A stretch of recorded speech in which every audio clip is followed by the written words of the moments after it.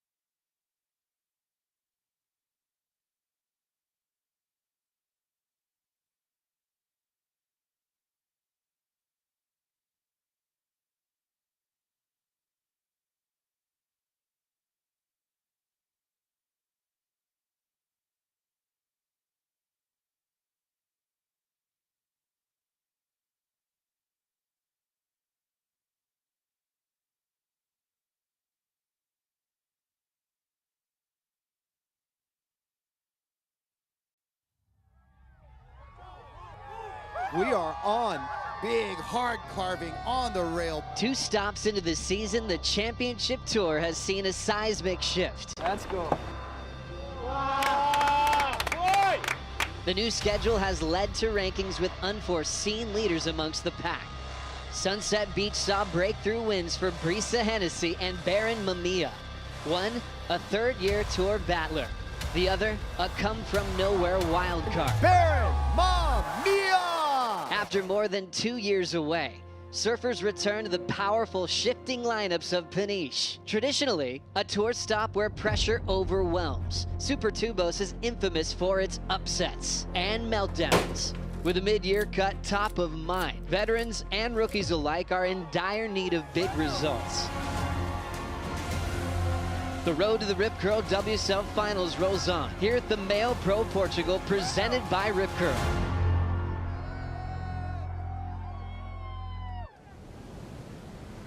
I've been having this vision.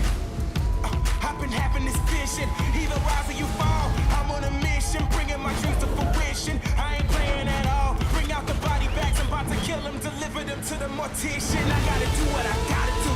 That's for my vision, making my dreams. I gotta do what I gotta do. I pray to God, he never came. I'ma do me, I'ma do me. That's in my blood, I never change. That's in my blood, I never change. That's in my blood, I never change. Good morning and welcome to opening day. You are watching the Sambazon Dawn Patrol Report here for the Meio Pro Portugal, presented by Rip Curl. Stop number 3 of the World Surf League Championship Tour. We are soaked. Pouring rain coming down on opening day first thing in the morning.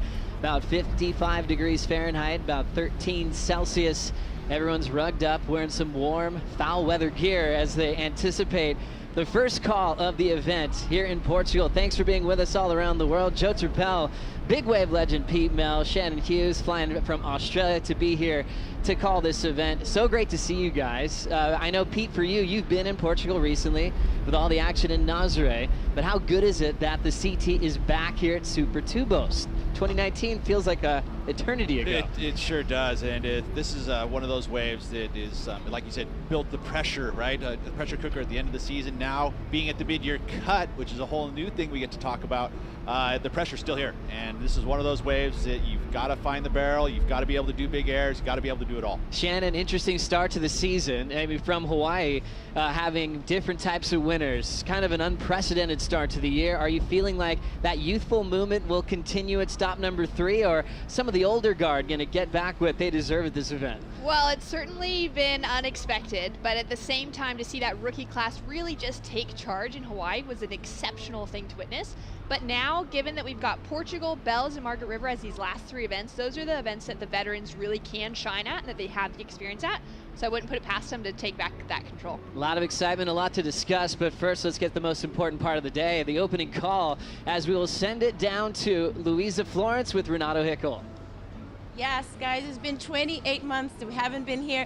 How good is to be back at Supertubos?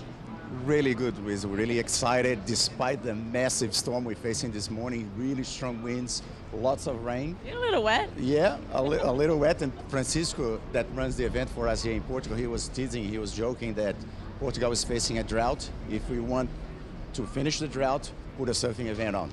Amazing, so we're doing a good job. Yeah. Besides the rain, what's the call for today? We're gonna wait, obviously. We have a massive swell on the way. The winds are not favorable now, so we're gonna put the event on hold. The next call is gonna be 10:50 a.m. local time for a possible start at 11 o'clock. So stay tuned, everyone. It should be a good day. Can we talk a little bit more about the swell coming up? Because I know there's a lot coming up. Yeah, this swell is supposed to build really rapidly through the day. It could potentially be on 8 foot, 2.5, 3 meters by the late afternoon today. We're gonna have to deal with side shore winds. Winds is not ideal today. Just at the very end of the day, and then tomorrow, massive swell. So probably 8 to 10 foot, offshore, strong offshore winds, so we're really excited about that. Amazing. Sounds like it's on, guys. Back to you. Thank you so much, Luisa. Great call from Renato. We don't have to walk away just yet. It's opening day. Let's wait a few hours. So you guys wondering, it's about 7:35 local time in the morning. Next call 10:50, possible 11 o'clock start with that opening round of competition. As Renato was alluding to, Pete, we've got a lot of options coming. That swell's going to be coming up very quickly. What do we have in store on the Surfline forecast? Well, it's good news. When you start to see those maps and you take a look at this Surfline forecast, you're going to be pretty excited about the amount of swell. One of the dicey things that happens here, especially at Super Tubos, is that you have to have the right winds. You know, if you get that southerly, westerly kind of range of winds, those can be pretty dicey. But that looks like a basket of blueberries to me as you see those little purple spots going across the Atlantic, and it's that's a good sign. It means there's plenty of swell, so we may have to pick and choose, which we do here in Europe. Got tides that move up and down pretty quickly and pretty high, but plenty of swell. I mean, you look at today, the improvement's going to happen where we're going to start to see that northwest direction of the wind, which will clean up the lineup, and that's when we'll probably get competition going. That's our hope. Keep our fingers crossed. I mean, you look out through the rest of the week, again, just plenty of swell. Look at Sunday, 8 to 12 feet, and that's the kind of waves we want to see, right? This is what we want to challenge the Championship Tour elite, and they were going to usually show up. And that's what we're hoping for. Like every venue on tour, you have the dream set up. Here, you want to see huge barrels, everyone getting spit out of tubes to crown our champion. We'll see if we do get a start later on today with that increasing swell as we take a quick break from the Sambazon Dawn Patrol report. Coming up next, we'll talk about the favorites here at Super Tubos for stop number 3 of the season.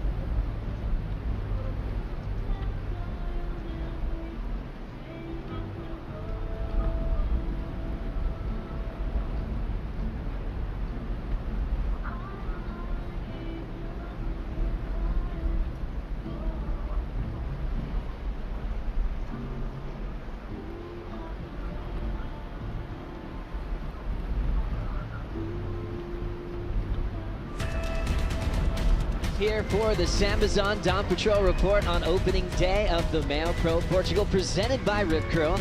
We are going on hold until 10:50 this morning to see if things will clear up. Pouring rain at the moment, and onshore winds are definitely delaying the start this morning. Jordy Smith, Jake Marshall, Jackson Baker on deck. Potentially, if we do run the men's first thing in the morning, we'll wait to see if things do clean up, because it is anticipated to rise. But for Pete, Shannon, we've got some new names entering the field here for the main event. Always excited to see new wild cards get a taste of the championship tour.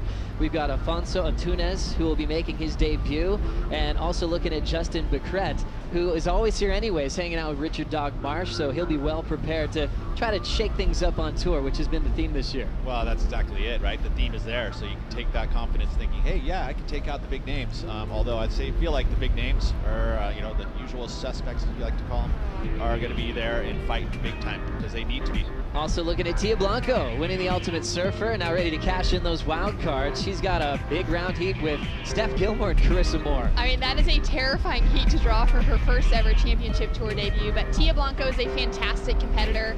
Formerly, she's got 2 gold medals from the ISA World Surfing Games back-to-back, so she's got that competitive drive, and she's had that success before in some big competitions. I'm excited to see what she does this year in Portugal. So we'll see if she can add to all the upsets that we've had this year. Remember, already one big wild card victory, Moana Jones and Pipeline. Brisa Hennessy, a young name to win her first event at Sunset Beach. So you're thinking maybe this is a chance for a former world title threat to really step up. Lakey Peterson, runner-up to Caroline Marks back in 2019. She's got a big opportunity in front of her, Pete. She sure does, you know, and again, a lot of confidence coming to an event that hasn't had a lot of women's competition. So she's had success, and when it came to Super Tubo, she's one to watch for sure. Very clean style. It seems like she came on with a reputation of being super radical, high performance. I haven't seen a ton of that lately. She's really been focusing on power surfing in the last couple of years, Shannon. Yeah, it's been exciting to see. I love that focus for her, and you can really see, you know, the confidence that she had back in 2019 out here. And she was that one that was the world title spoiler for Carissa Moore, who could have won the world title had she won here in Portugal. And Lakey took her out in the semifinals and made that whole conversation head to Maui, as well as that Olympic conversation. And so for Lakey, for her to have that experience and making it to the finals alongside Caroline Marks here, it's got to feel pretty good. And wishing Caroline all the best. Can't wait to see her back in Jersey. So Lakey, runner-up, had a great result in that final back in 2019, as she'll be taking on Sally Fitzgibbons and India Robinson in the opening round.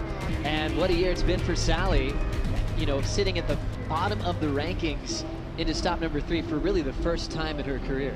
Yeah, and again, we talk about the mid-year cut, which makes that so much more pressure-filled for these next few events. You know, she's going to have to climb that rankings to make sure that she can make the cut to compete in for the world title, for the final 5, but also just to make the cut, being on tour, and not having to go back to the Challenger Series.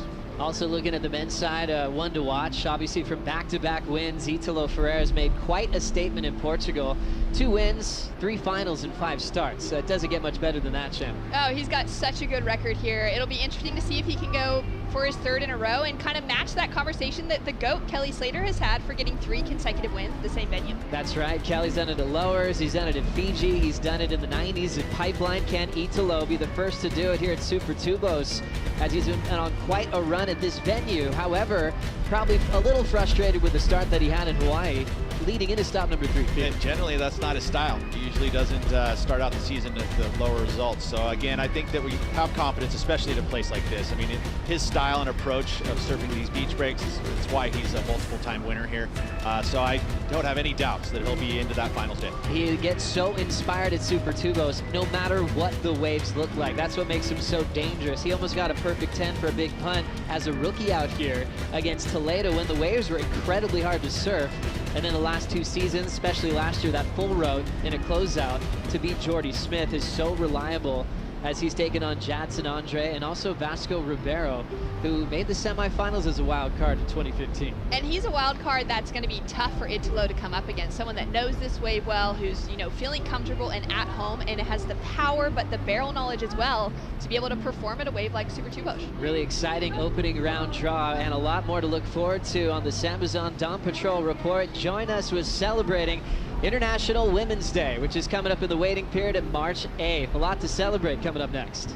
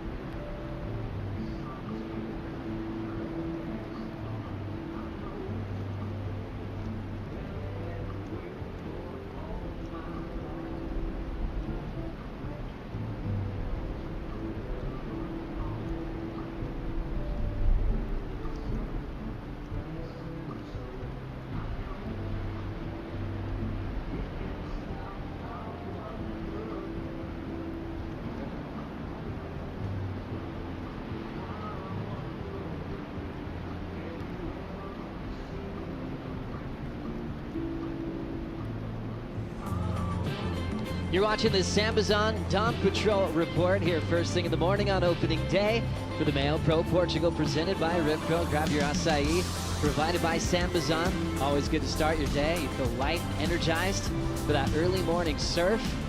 Once again, the call is delayed till 10:50 this morning to see if we are on. And once again, we are celebrating International Women's Day here on March 8th, but we're gonna start the celebration immediately. Every surfer on tour has chosen a woman athlete that really inspires them and they want to pay tribute to when they paddle out for the opening round of competition. Here's what the surfers had to say.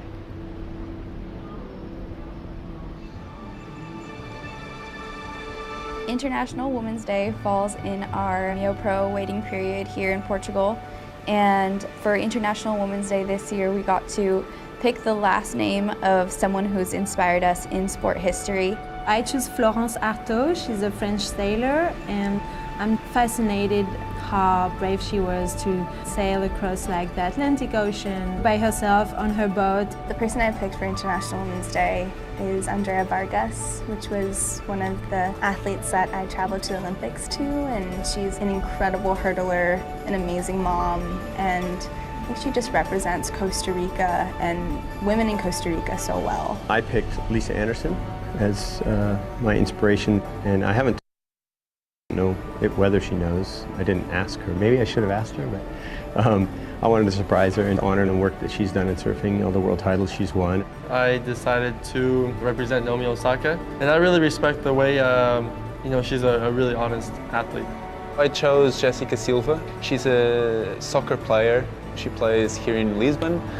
We became really good friends. It's special that we got to connect in the Olympics and to have that friendship. She was like one of the first female to be in the boys sport. She also had a daughter at the same age as me. She's just someone who I look up to. She works really hard to achieve her dreams and to make our country proud. There's so many amazing women in sport that inspire me. She did really inspire my mom also as a young woman. I feel like in this day and age, there's so much criticism and so much outside noise that it's hard to be yourself. And I respect her a lot for being so pure. And it's something that, I draw a lot of inspiration from. If I ever got to meet Michelle Kwan, I would say thank you for inspiring millions of young women around the world. I definitely try my best to match her bravery and really, just like as independent and strong. It's an incredible initiative and I think message that WSL is doing to really highlight women. The power of wanting to represent our country in the best way possible, win titles, and be the best in the world. It's all about lifting each other up.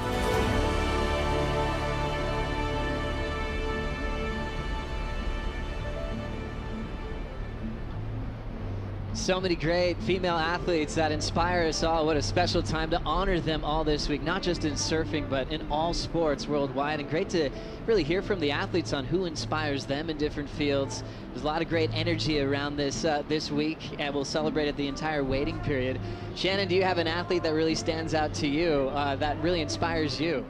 Well, there's so many, but the first name to come to mind is the great Bianca Buitendijk. She's now an Olympic silver medalist, but she was a former championship tour surfer, and I think just the grace and the faith that she carries through with her life is really incredible to have witnessed through her journey as a young athlete, and she's now entered that retirement and she's pouring back into her home community in South Africa as an Olympian.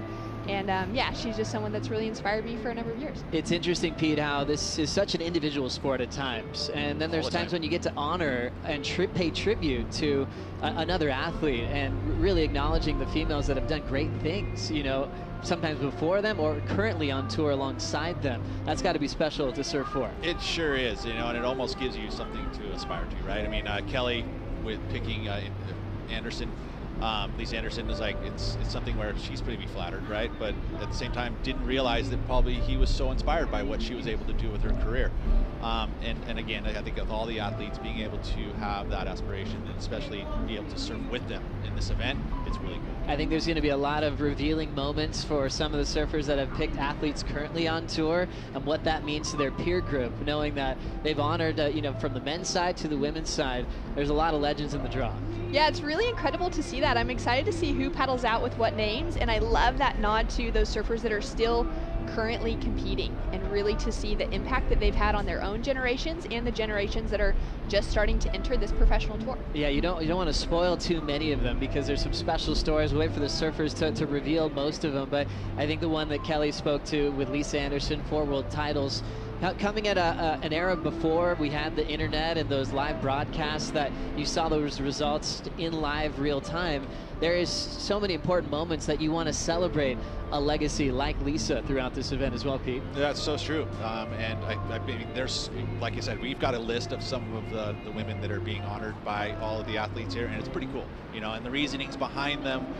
So stay tuned because it's going to be pretty cool to witness all of that unfold. Also coming up next on the Samazon Dawn Patrol Report, we'll get more insight on how this incredible wave called Super Tubos works. Still waiting for it to pick up today.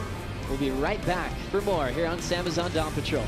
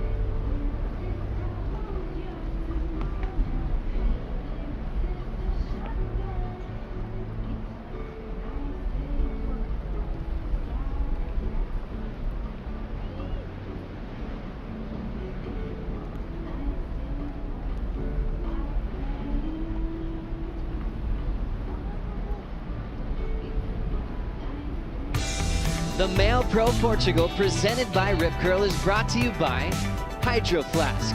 Every adventure starts with 2 simple words. Let's go. And by Havaianas, official partner of the World Surf League. You're watching the Samazon Dawn Patrol here for the MEO Pro Portugal, presented by Rip Curl. Here in the beautiful town of Peniche, old school fishing village. It's got a nice industry drive. You can go around the peninsula. It's always offshore somewhere, which makes this wave or this destination so incredible. You know, you think about all the attention on this location, from the Challenger Series to big wave events. this country's got a lot of action for good reason. But let's focus more on Super Tubos as we find out where we are in this beautiful part of Europe and really focus on what makes this wave so incredibly special, Pete. Well, it's the peninsula. You know, you've got this big peninsula that sticks out, and one of those things that happens with that is you get the winds blowing offshore either direction. Lots of swell here in Portugal. One of the best things about it is that you literally can surf each and every day of the year. You know, you can find some waves to be had. You know, a beautiful part of the world with a very surf-stoked crowd. That's exactly right. You see Portugal there and Lisbon, about an hour drive to get to Peniche. If you keep going another 40 minutes, you get to the famous Nazaré. And this Peniche city is the westernmost city in Europe. You can see that old famous harbor right there, Super Tubos, as we talk about the swell lines, Peter. Well, and this is one of the unique things is we still get this Nazaré Canyon, which feeds into this zone as well. I mean, obviously the big deep part goes to the north of us here, as you can see, but there's that little finger there at the bottom right that feeds into Peniche, and that is why this place is special. It, you know, it gets that extra energy. I mean, you come out at the beach break out here, it's 2 to 3 foot. It feels like it's 10 foot. It's got that much juice. It's so much power. You can see Belgas on the other side of the peninsula, which makes this venue so valuable because we have gone mobile quite a few times in the past. Shannon always has favorable winds on a certain side. Yeah, it's really special to come to a part of the world where we've got that on offer. We want to see the surfers surf in the best conditions that a place has to offer, and if that means onshore here at Super Tubos, we've got some options available. Which is great to see. You see that north and northeast, even east-northeast is nice and offshore for Super Tubos. We didn't see that this morning. That's why we're going to wait, see if things turn around a bit for this lineup right out in front. Pete